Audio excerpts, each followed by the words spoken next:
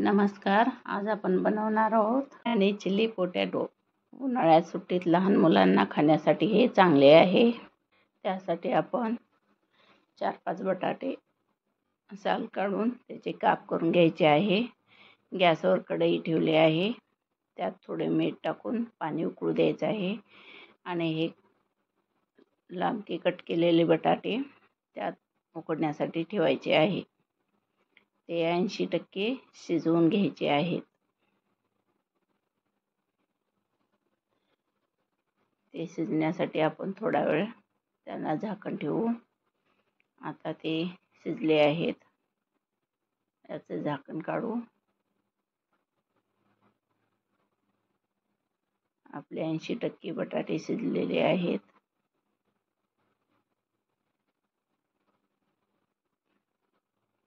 ते आता आपण काढून घेऊ. कढईमध्ये 2 चमचे तेल घालू.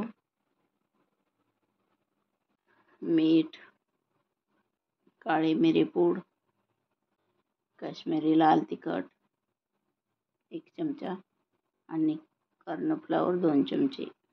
हे सर्व मिश्रण लावून घेऊ.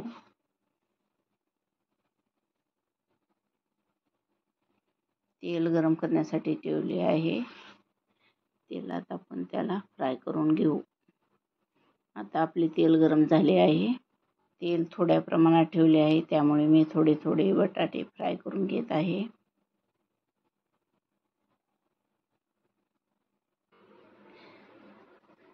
आता आपले पोटॅटो तळून तयार झाले आहे. त्याचा कलर पण छान बदलला आहे. हे एकदम क्रिस्पी झाले आहेत. ते आता आपण काढून घेऊ. मी तेल थोडे ठेवले आहे, त्यामुळे 2-3 वेळा तळून घेत आहे. याला पण आपण चांगले क्रिस्पी तळून घेऊ.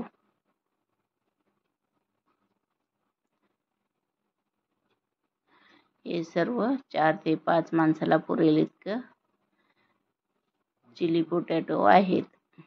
तुम्हाला जर जास्त बनवायचे असेल तर जास्त बटाटे घ्या. मी हे 5 बटाट्याचे बनवले आहे. आता राहिलेले सर्व पोटॅटो काप तळून घेऊ. हे एकदम क्रिस्पी झाले पाहिजे. हे आता आपले तळून तयार झाले आहे. कलर पण छान लाल आला आहे.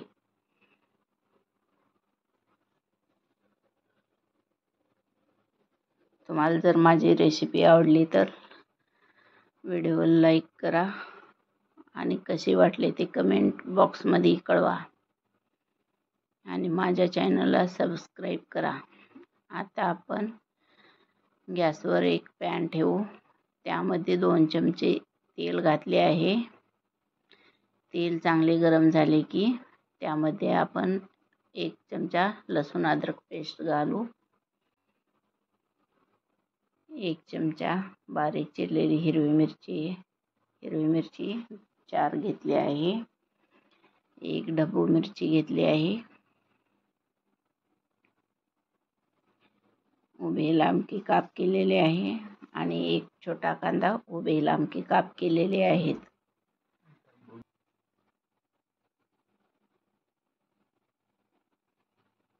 ते सर्व आता आपण चांगले फ्राय करून घेऊ. कांदा आणि मिरची चांगली फ्राय होण्यासाठी 2-3 मिनिट लागतात. वरून थोडी कोथिंबीर घालू. आता आपला कांदा मिरची फ्राय झाली आहे. त्यात चवीनुसार मीठ घालू. काळी मिरी पूड, काश्मीरी लाल तिखट 1 चमचा, शेजवान चटणी 1 चमचा,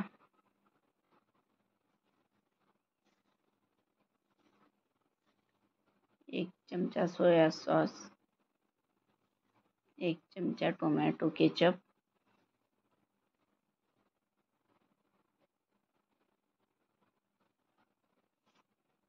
1 चमचा रेड चटणी. आता हे सर्व मिश्रण आपण एकत्र करून घेऊ. मिक्स झाले आहे. त्यात आपण आता 2 चमचे कॉर्नफ्लॉवर 1 चमचा 1 कपभर पाणी घालून लिक्विड केले आहे आणि ते आता आपण यात घालून घेऊ. हे सर्व मिश्रण 2-3 मिनटं शिजवून घेऊ. हे मिश्रण आता घट्ट होत आहे. हे मिश्रण आपले शिजले आहे.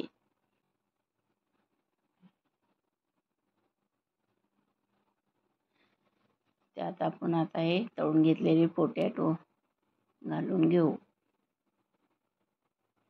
आणि सर्व मिश्रण एकत्र करू. सर्व मिश्रण पोटॅटोला एकदम छान लागले पाहिजे. याला कलर पण छान आलेला आहे. आता हे आपले रेडी झाले आहे. त्यात 2 चमचे मध घालून घेऊ.